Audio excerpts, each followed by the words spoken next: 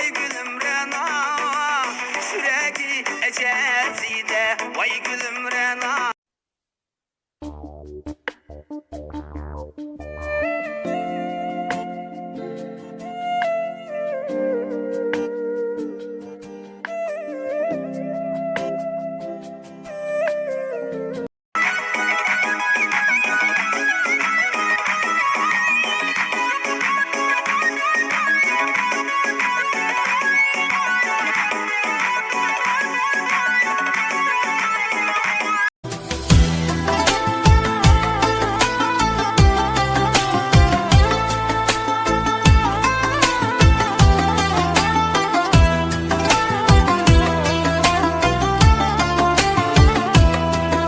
Hayat, şunda hayat, acık hem tatlık var.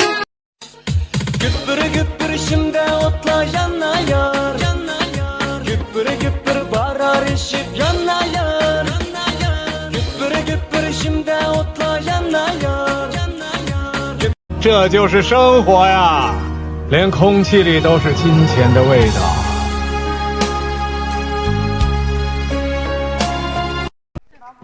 Biz Livan kızlar idik, ayal adalmasda. Biz mulayim ayal idik, ana bulmasda. Çehrimiz süzük, barmaklarımızda çıraylık özük, üstü beşimiz bir-birinden. Mən səni qəlbimə gizləmişəm, başqasını sevməmişəm və xəyanət etməmişəm.